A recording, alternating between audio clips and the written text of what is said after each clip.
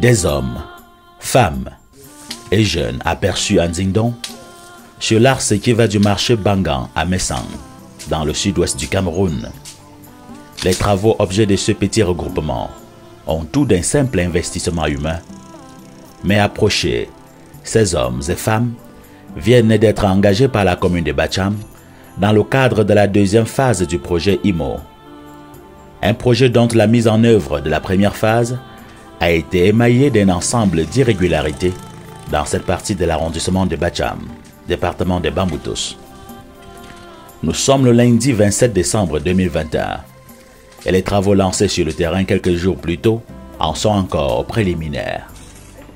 Nous avons commencé le 23 décembre passé avec le début des travaux.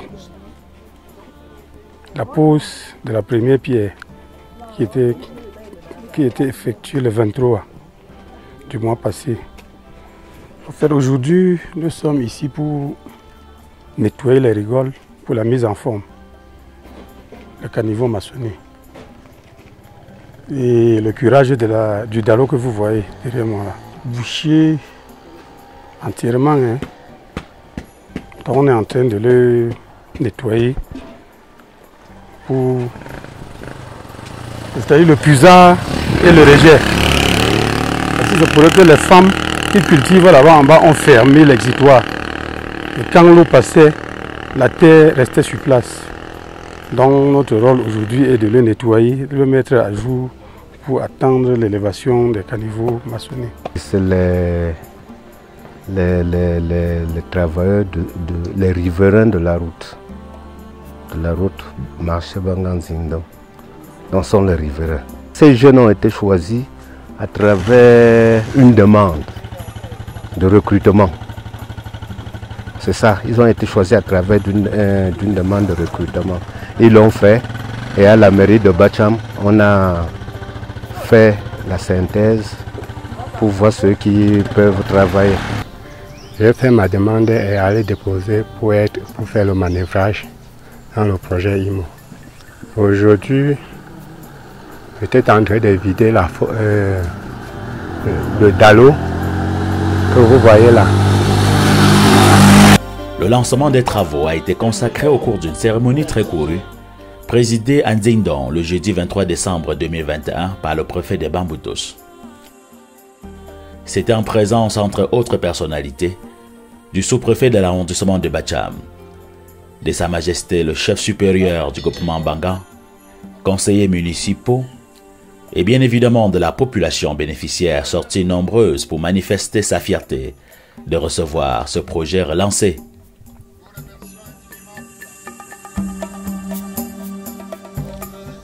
En prélude à cette cérémonie, les parties prenantes de l'action ont suivi une formation le mercredi 22 décembre 2021 sur le rôle et les efforts attendus d'elles pour la réussite du projet. La formation a été animée par M. Mekonto, cadre du ministère de l'économie, du plan et de l'aménagement du territoire, MINEPAT.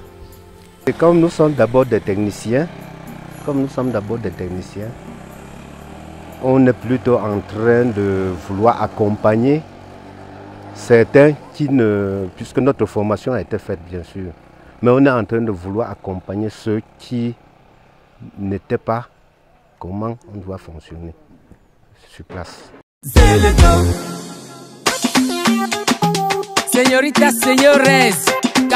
Johnson, ma belle sang, Zeleto, Zeleto, Zeleto, Zeleto, Zeleto. Zeleto, bra pensenye me kuzo vela. Zeleto, bra pensenye yala palam kap. Zeleto, bra pensenye me kuzo vela. Zeleto, bra pensenye ngwashom sechela. Kole prene la yera, kole temene shongera, kole viene chera, pa wule prene la yera. Konun kongole jompra, konun kongole jompra, kole sente jo, som le jo la pretenyancha, konun kongomanda chepra, kapoya sele. La deuxième phase du projet de réhabilitation de la route marché Bangan-Nzindong-Messang a été officiellement lancé le jeudi 23 décembre 2021.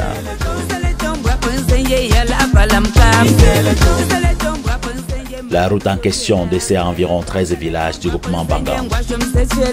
Le tronçon est long de 16 km et relie la région de l'Ouest à celle du Nord-Ouest et du Sud-Ouest à travers les arrondissements de Wabane et de Sanda. C'est un tronçon hautement stratégique pour le développement économique de notre département, car il traverse le plus grand bassin de production de pommes de terre de la région de l'Ouest et même de notre cher et beau pays, le Cameroun.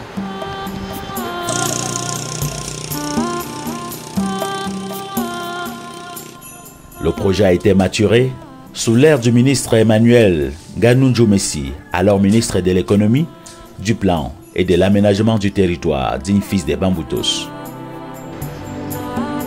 Son Excellence, Monsieur le ministre Emmanuel Nganou Messi, Minepat à l'époque l'avait bien compris et avait inscrit cette route dans l'une de ses programmations au chapitre des projets appelés à implémenter la méthode IMO selon la volonté de notre champion, j'ai nommé le chef de l'État, son Excellence Paul Biya.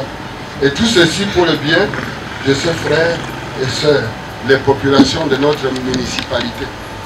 Bien que dotée d'une enveloppe plus faible par rapport à celle de la première phase, cette phase du projet devra être le corrigé de la première phase qui fut un échec, estime le maire Pianchinda de la commune de Bacham. Dans son allocution du jour, Sa Majesté Fosango Maître Nchinda Pierre a fortement remercié le ministre Emmanuel Nganou Messi, qu'il a d'ailleurs surnommé père de ce projet. Applaudissements pour ce bâtisseur, le ministre Emmanuel Nganou Messi, la main du chef de l'État, son Excellence Paul Biya, pour qui je demande une salve d'applaudissements spéciaux. Il a aussi félicité et remercié la grande élite Bangan et l'honorable député Manfo David en particulier pour leur forte implication dans la phase contentieuse au sujet du paiement d'une fausse dette de 50 millions de francs CFA. Une affaire qui fait couler beaucoup d'encre et de salive dans cette partie de la région de l'Ouest. En 2015, la convention de partenariat Minepat, commune de Bacham, avait été signée pour une enveloppe globale de 588 millions, répartis en deux phases, dont 354 millions pour la première phase et 234 millions pour la deuxième phase, dont le lancement nous rassemble aujourd'hui sur cette place de marché. Monsieur le préfet, chers acteurs, nous aurions dû être ici aujourd'hui pour réceptionner les travaux de cette phase. Mais rien n'a été facile. C'est pourquoi nous ne sommes qu'au lancement. Nous nous sommes battus tous ensemble pour défendre ce qui nous est du droit. Notre route. Nos populations ont attendu et attendu désespérément cette phase. Mais puisque Dieu ne dort, malgré les épines, tout s'est soldé par la décision positive de son Excellence, Monsieur le Minepat, pour qui je demande aussi une salve d'applaudissements. Ce grand artisan de développement a bien voulu autoriser cette phase dans l'entière disponibilité de l'enveloppe de 234 millions. En signant au mois d'août 2021 le projet d'exécution qui nous autorise à débuter les travaux. Sans lui, les souris avaient déjà pris plus de 50 millions. S'inspirant des erreurs du passé, le comité de suivi du projet a été changé. Des espoirs ont été formulés, y compris par la jeunesse du conseil municipal de Bacham. Pour cette deuxième phase du projet IMO, on le sait très bien que la première phase a créé beaucoup de problèmes.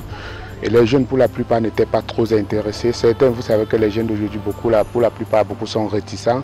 Attendaient d'abord voir comment les choses évoluent avant de s'y intéresser. Malheureusement, pour cette première phase, ça n'a pas porté long. Et pour cette deuxième phase qui va déjà prendre son envol dès l'instant. Tout ce que les jeunes attendent, c'est que les jeunes se sont inscrits, ils vont travailler, ils ont la main d'œuvre pour travailler. Attendent beaucoup, puisqu'on a changé le comité local de suivi, attendent beaucoup de ce comité qui a à sa tête des hommes crédibles. Et on espère que ce projet va définitivement être réalisé et va nous permettre à ces jeunes qui sont des jeunes agriculteurs, jeunes jardiniers, de pouvoir sortir leurs produits des plantations et de pouvoir les écouler facilement sur le marché.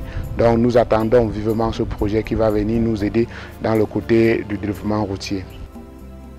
Sur le plan de la gouvernance du projet, des dispositions ont été prises, notamment en ce qui concerne l'ingénierie sociale et l'animation. La formation, la sensibilisation et l'information des travailleurs sont des missions qui ont été attribuées à l'ONG ARVEC, Action citoyenne des volontaires pour l'émergence du Cameroun. En atelier 2, on a des enseignements sur la prévention du VIH-Sida, MST Covid-19 et violences faites aux femmes. Notre atelier sur les violences faites aux femmes. Nous avons un atelier 3 qui sera l'identification des AGR. Nous avons une fiche d'identification des AGR que nous devons pouvoir utiliser pour identifier les différentes AGR auprès des travailleurs.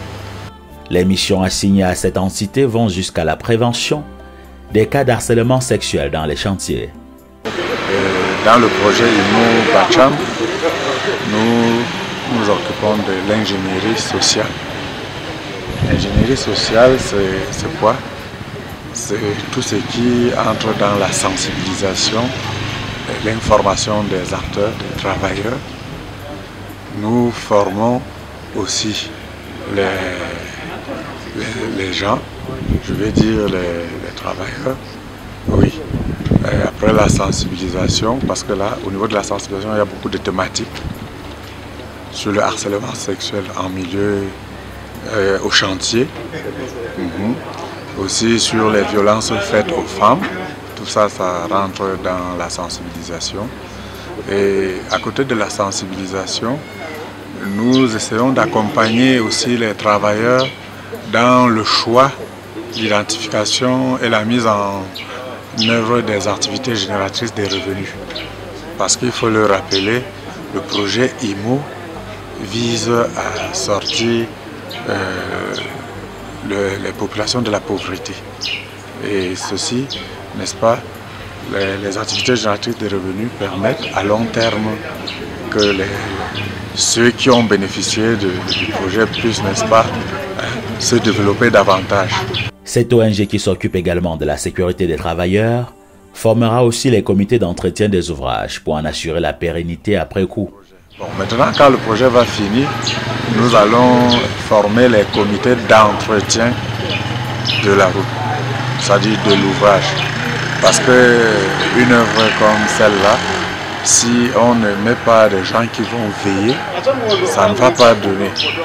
Ou on sort d'une réunion comme ça, où bon, il ressort que la première phase, je vais dire, la dégradation était due aussi au fait que les gens n'ont pas vraiment pris la peine d'éviter que les eaux ne coulent n'importe comment. Donc, on va mettre ces comités-là et nous espérons que ça va contribuer à pérenniser le projet. Bon, nous sommes aussi chargés dans le projet de veiller aux normes techniques. C'est-à-dire les employés, nous allons veiller à ce qu'ils portent les équipements de protection qui sont mis à leur disposition. Pareil que nous assurons que la commune mette de l'eau potable à la disposition des travailleurs, de même que les latrines de bonnes, comment dire, de bonnes latrines. Oui, on est en milieu rural certes, mais on veille vraiment sur cet aspect-là, c'est important. Pour mieux aborder cette phase qui vient succéder à la première querellée, des questions essentielles ont jailli des propos du roi Bangan et les assurances du préfet des Bamboutos, qui souhaite faire la lumière sur tout le dossier, et le porte-parole des agriculteurs de la zone qui sait qu'avec l'exécutif actuel, tout ira mieux. Vous ne vous rendez pas compte que quelque chose a été fait. Parce que heureusement qu'à présent nous sommes en saison sèche. Si c'était en saison pluvieuse, monsieur le préfet, vous aurez eu la plus grande peine d'atteindre ces sommets. Parce qu'on nous parle de la route de désenclavement du bassin agricole. Mais c'est un projet IMO, haute intensité de main-d'œuvre. Mais vous constatez que on aurait dû voir même des caniveaux construits avec des pierres. Parce que la main-d'œuvre, on voudrait que les populations riveraines bénéficiaires du projet aient travaillé. Parce que notre plus grande richesse ici à Bangan, ce sont les pierres. Mais on aurait attendu que la grande main-d'œuvre des populations aurait été utilisée au moins pour polir les pierres. Et comme vous devez voir au moins des rigoles construites. Mais tel n'est pas le cas. Où est la haute intensité de main-d'œuvre dans la première phase qui était de plus de 350 millions? Et dans ce projet, il y a eu l'utilisation d'un produit sud-africain qu'on appelait Conret. Et je ne vois pas où est la haute intensité de main-d'œuvre dans l'utilisation d'un produit comme celui-là. Nous l'avons dénoncé par le passé, mais nous n'avons pas été compris. Nous souhaitons, parce que nous considérons cela comme un détournement de l'objet du projet. L'objet du projet, c'était la haute intensité de main-d'œuvre locale. Il est à noter que cette première phase a été une moquerie pour le monde agro-pastoral, une escroquerie du siècle, une conspiration pour les populations du groupement Bangan. Avec l'exécutif actuel, conduit par Sa Majesté Fossango Maître Tchida Pierre, nous ne doutons plus que cette fois-ci, le légume ne doit pas dépasser le couscous. C'est l'occasion pour nous de saluer la bravoure de l'actuel maire de la commune de Batcham, 19e conseiller municipal du groupement Bangan. On peut confirmer, monsieur le maire, applaudissez pour monsieur le maire. Pour son engagement, la promptitude et sa vision pour ce projet qui le tient vraiment à cœur. Je vous rappelle qu'on lance cette phase de 115 francs de chercher son frère sur l'enveloppe de 234 millions de francs. Je vous assure que s'il avait été préfet ici, la mascarade que les gens ont fait là, ça ne pouvait pas. C'est pour ça que je dis que ceux qui ont bouffé, ils vont vomir. C'est-à-dire que l'argent qu'on a pris sur la première phase là, ça va, je dis, vous allez là. C'est pour dire aussi que s'il y a des gens qui calculaient pour voler par rapport à la deuxième phase, sachez que l'épervier est en... C'est clair. C'est clair. C'est pour ça que je suis venu là. C'est pour cela que je suis venu ici. On ne peut pas. Vous ne pouvez pas dire que l'État... Certains disent que l'État ne fait rien. L'État ne fait rien. Mais vous parlez de 350 millions quand c'était 350 millions. Et dans la foulée, et à travers plusieurs allocutions, il a été entendu que détournements et vols étaient des maîtres mots qui ont négativement entaché cette phase première du projet. Toute chose qui n'était de nature à accélérer le chantier qui s'est arrêté au marché Bangan au détriment de la zone des monts Bamboutos, qui ne sera désenclavé qu'à la faveur de cette phase lancée le jeudi 23 décembre 2021 à Dingdong. En tout cas, à l'entreprise adjudicataire des travaux, le préfet de Bamboutos a été clair. Donc nous pensons que les deux efforts avec les collaborateurs conjugués, les chefs, le maire, je crois que le projet, il faut que ça serve d'exemplarité. Et quand vous allez faire quelque chose, c'est comme la maison. Quand on construit bien une maison, quelqu'un dit que qui a construit ça? On demande au projet de la maison que c'est quel architecte qui a construit ça. Donc quand on fait bien quelque chose, ailleurs on va vous solliciter pour dire que venez faire. Mais quand vous ne conjuguez que le verbe voler, parce que vous n'avez pas ER, premier vous vous foutez en l'air et le Cameroun avec. Donc moi je pense que faites bien, si vous faites bien, il va vous décorer.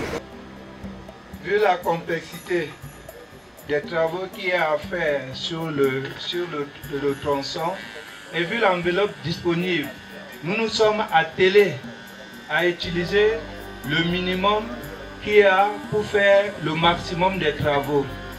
Ainsi, nous avions retenu le reprofilage compactage de tout le tronçon, le recouvrement de latérite de tout le tronçon, la construction de fossés à certains endroits et des dallots complémentaires puisque certains avaient déjà été faits.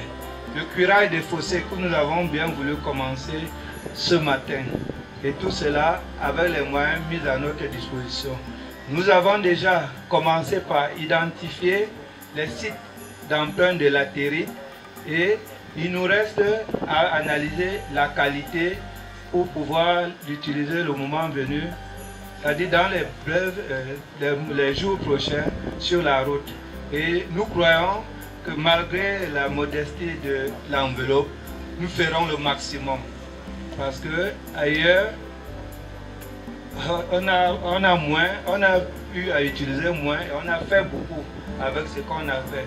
Et c'est ce que nous allons nous atteler à faire.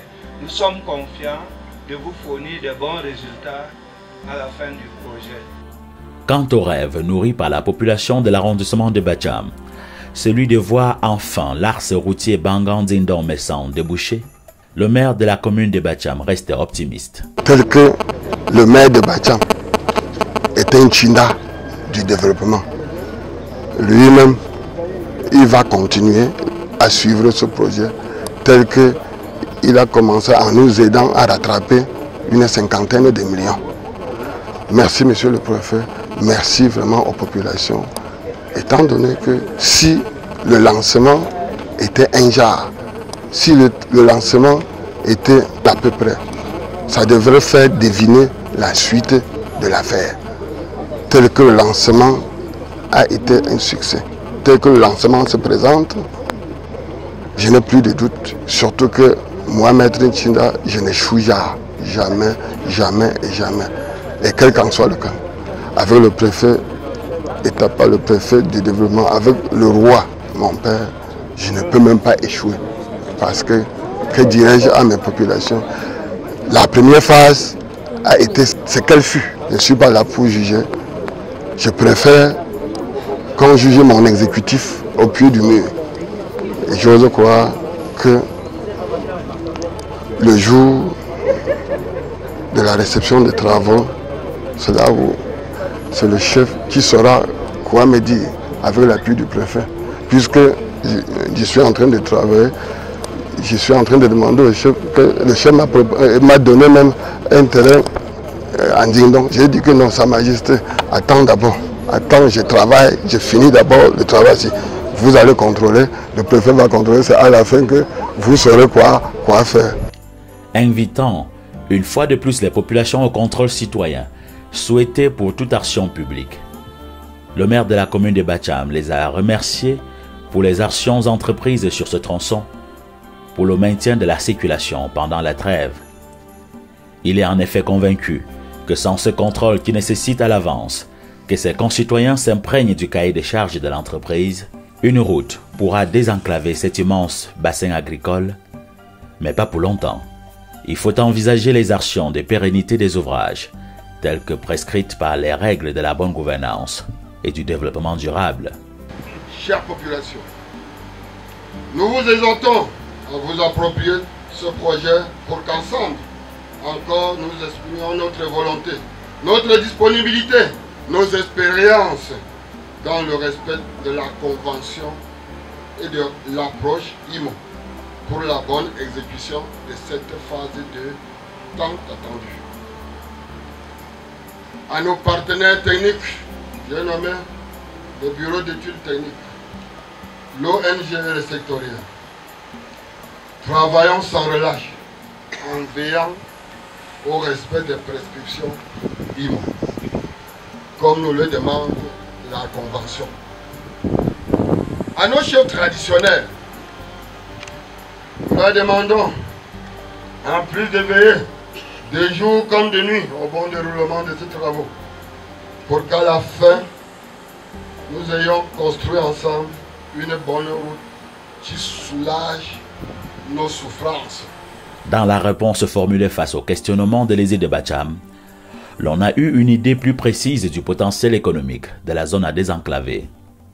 Cette route revêt une importance très particulière pour le désenclavement du bassin agricole de la zone des Monts Bamoutos, zone productrice des pommes de terre, des choux, des carottes et autres. Et cette route garde son importance du fait qu'elle relie deux arrondissements, l'arrondissement de Wambane dans le sud-ouest. Et comme l'a dit monsieur le maire, si nous bitumons cette route, elle viendra à coup sûr résoudre un problème social. Parce que vous savez que dans les troubles, ce n'est pas dans les zones anglophones, plus particulièrement dans la zone de Wambane, ils se plaignent aussi du désenclavement. Je me dis que cette route viendra aussi résoudre ces problèmes de désenclavement. Le secteur Ndingdong produit en moyenne mensuel 3 720 tonnes de pommes de terre, soit environ 120 tonnes par jour. Vous pouvez vérifier.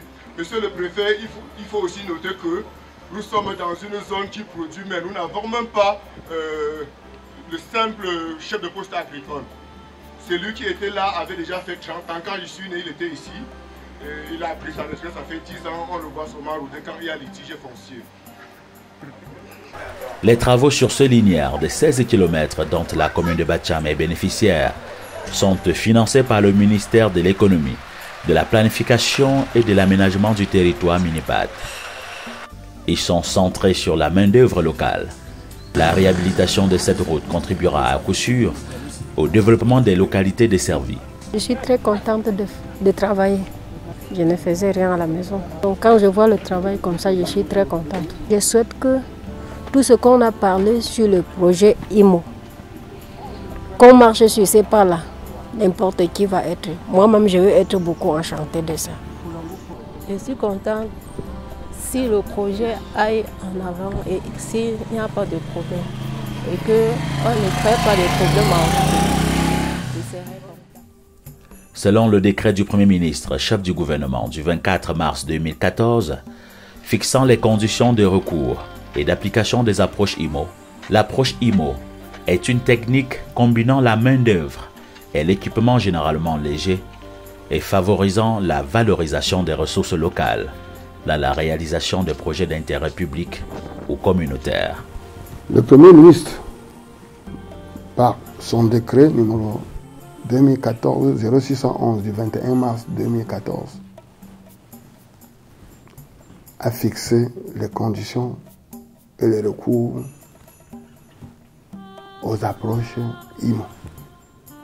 C'est-à-dire qu'il a bien défini comment et quand on devrait appliquer les approches IMO.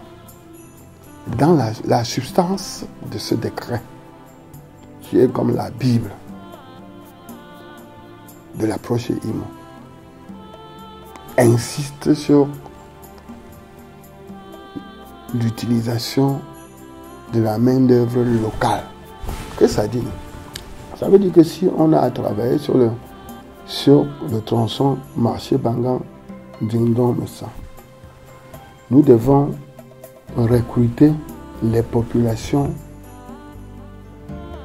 bénéficiaires du projet tout au long du tronçon. On doit privilégier ceux-là. Voilà l'esprit du texte. C'est quand nous lançons l'offre d'emploi et qu'il n'y ait pas, que nous pouvons maintenant aller dans d'autres quartiers du groupement d'abord. C'est quand on en manque qu'on sort du groupement et qu'on regarde un autre groupement du même arrondissement. Voilà l'esprit local. Donc main d'œuvre locale. Matériaux locaux. Ça veut dire que quand on dit moellon, on doit chercher tout autour et utiliser les techniques purement locales pour les travailler.